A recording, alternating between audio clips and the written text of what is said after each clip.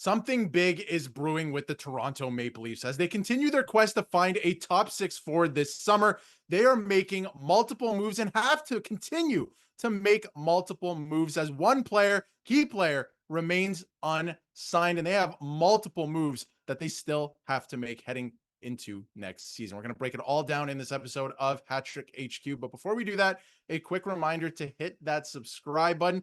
We are so close to our goal of 18,000 subscribers. Thank you, everyone, for subscribing to the channel. Whether you're a Leafs fan, a Montreal Canadiens fan, Winnipeg Jets, St. Louis Blues, whoever you cheer for, thank you for subscribing to the channel. But Mark, let's dive right into the video today.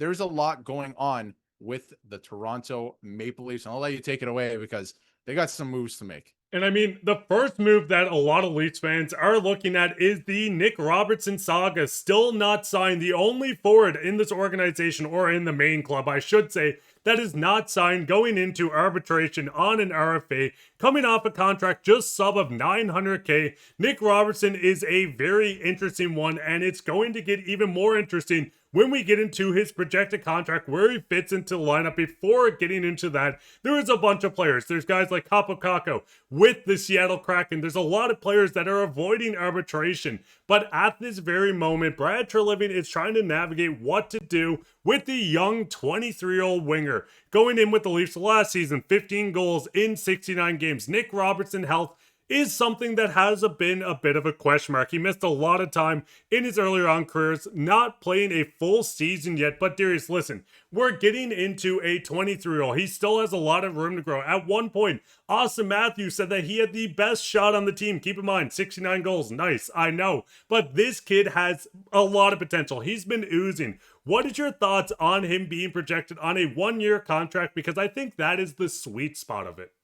Yeah, and I say that he has the second best shot on the Toronto Maple Leafs, and I catch a lot of flack for that sometimes. I honestly think he does. Offensively, this guy is unbelievable, but it's not uncommon, obviously, for players like this to file for salary arbitration. That's what's happening. In terms of his next contract, you can see it there. He's going to be between $1 to $2 million. With the Leafs' current salary cap structure, this does not work, especially another one-year deal. Like, I don't know if the player or the team really have interest in this. Actually, I should correct myself. The team, I think, has interest in this, but for the right dollar amount, because with their current salary cap structure, it just doesn't work. And they've made a ton of moves already to this point. They just brought in Dakota Joshua. They traded away, obviously, Ryan Reeves. They've been making moves and rebuilding the team. Obviously, Mitch Marner's off the books now. You have Nicolas Waugh, right? So the structure looks a little bit different. It probably looks a little bit closer to something you can actually win with, which is what fans have been clamoring for a long time at this point. But I don't think guys like, you don't even see David Kampf on this depth chart. I don't think he's long for this team. He makes $2.4 million.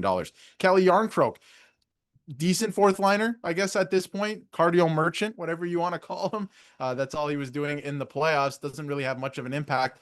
There's another $2 million right there, right? So you're freeing up significant cap space, $4.5 million. So ultimately, I do think that they would want to hang on to Nick Robertson. Nick Robertson is kind of a unicorn in terms of, yes, like you said, health issues in the past. I do believe that. But the last 2 seasons has remained healthy, but has been healthy scratch. And every time he's been healthy scratch, it's been very productive as soon as he returned to the lineup. So can you find a player for the cap hit that he's going to make that can do the things that Nick Robertson can?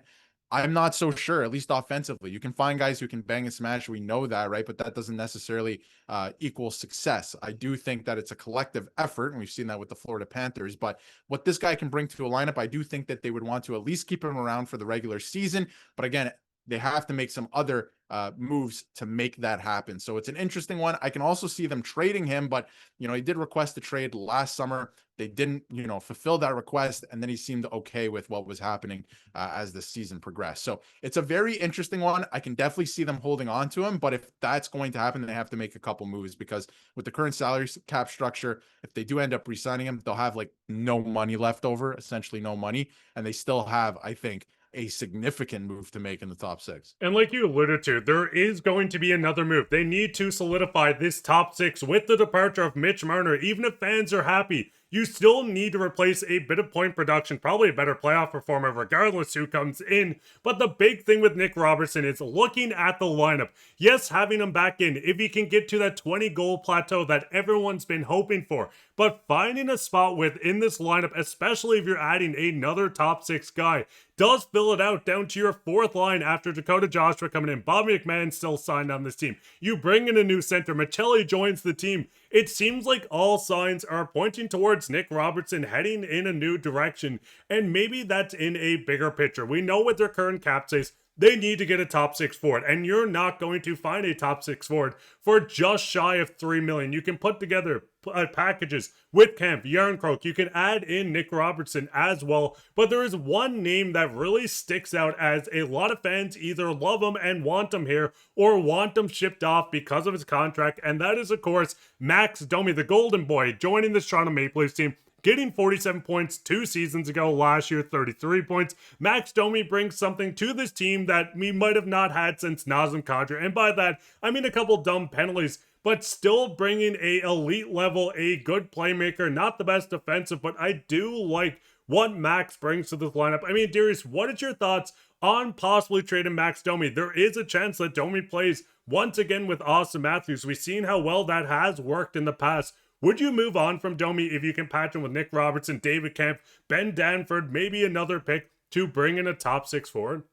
I do wonder, I don't think he's included in that trade to bring in a top six forward, but I do wonder if the plan is, hey, maybe we just throw Domi back with Matthews because it did work when they were with Bertuzzi, right? And then obviously you have Matthew Nyes up there now. It's a similar situation. So I wonder if they're at least considering that, but Brad Shalivin came out and said, we still want to move for a top six forward. Now, if you move out Max Domi, and I'm not saying that they should, I like what he brings to the team, and he actually did play a decent role in the playoffs. And of course, your moment's not going to be every moment, but he did play a decent role in the playoffs. And would you like to see the point production go up? Absolutely. But I believe in players being able to bounce back. So maybe he'll bounce back in the regular season, but I would keep him around as a depth player. I say depth player, maybe a third line player on this team. I think that he can finally be able to play the wing with them actually having natural centers throughout the lineup this time around this year. And they finally fixed that problem as well. So I would keep him around, but again, you're trying to free up cap space. If you free up, almost $4 million in him, Yarncroke, Kampf, then you're looking at maybe you can sign an $8 to $9 million player, like a Nikolai Ehlers type player. I'm not saying exactly him, but that echelon, right?